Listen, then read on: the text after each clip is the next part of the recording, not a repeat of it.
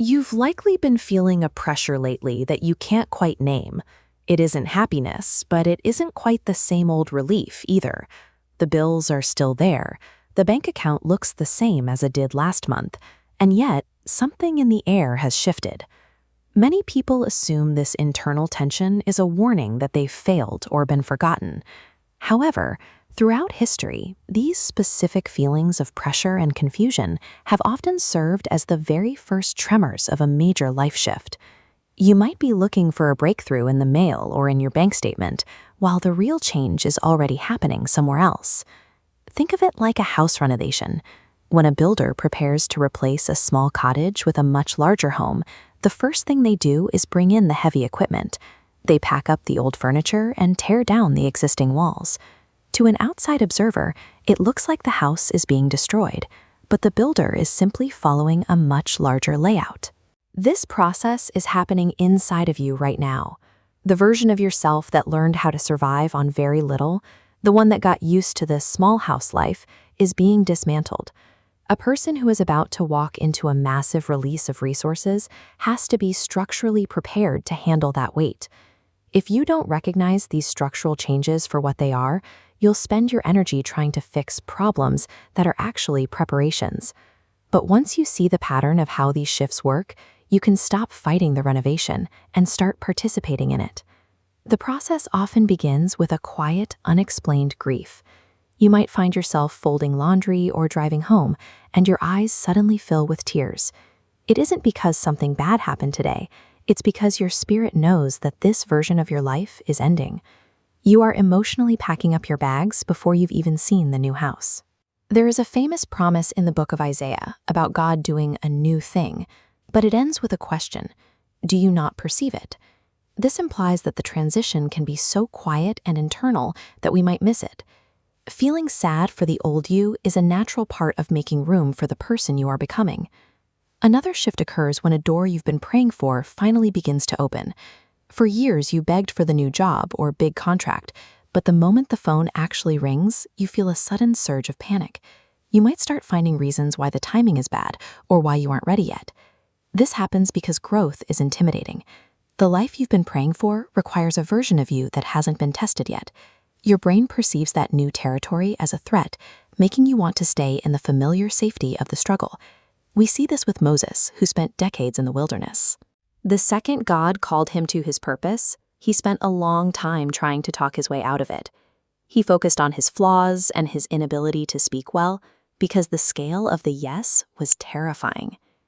If you feel a sudden urge to run from an opportunity you used to beg for, take heart. That fear is often the clearest evidence that the door in front of you is significant. You may also notice a restlessness with your daily habits. The shows that used to entertain you feel shallow. The conversations that used to fill your time now feel like empty noise.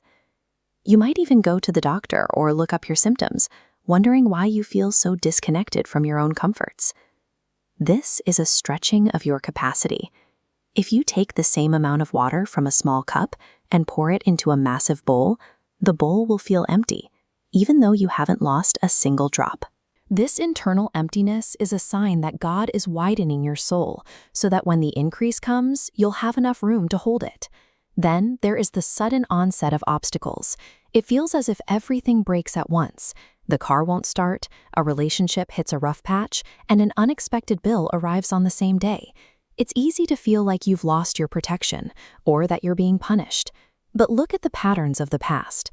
Jesus faced his most intense trials right before his ministry began. Job experienced a total collapse of his circumstances right before he was given twice as much as he had before. This isn't a sign that you're going backwards. Think of this as the final demolition phase. The intensity of the resistance you're facing is usually a way to measure the size of the release that's coming. Hardship doesn't waste its energy on someone who isn't moving towards something big. Perhaps the most difficult part of this architecture is the silence. You keep showing up, you keep being faithful, but for a long season, it feels like the heavens have gone quiet. Your prayers feel like they're bouncing back at you, and the sense of guidance you used to have seems to have vanished. In any major construction project, there is a period where no work is visible above the ground. The crew is deep in the earth, laying a foundation that can support the weight of a skyscraper. This silence isn't an absence of work. It is the most critical phase of the build. It is the time when things are being moved and set that cannot be disturbed by your attempts to help or manage the process. Joseph sat in a silent prison for years before his life changed in a single afternoon. Jesus lived 30 years of obscurity, with heaven saying very little about him, before he stepped into a season that changed the world. If things have gone quiet, do not panic. The silence is the proof that the architect is focusing on the foundation. You aren't being ignored. You are being prepared for a weight of blessing that the old you simply couldn't carry.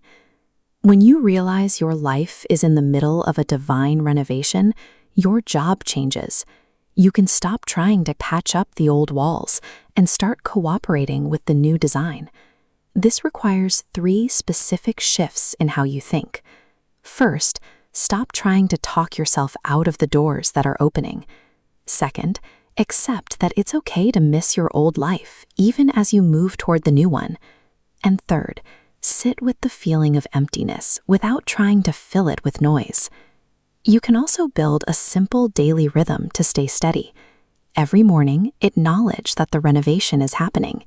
In the afternoon, when obstacles hit, remind yourself that the resistance is proof of your progress. And in the evening, intentionally let go of the need to know the exact date the work will be finished. It helps to put these feelings into words.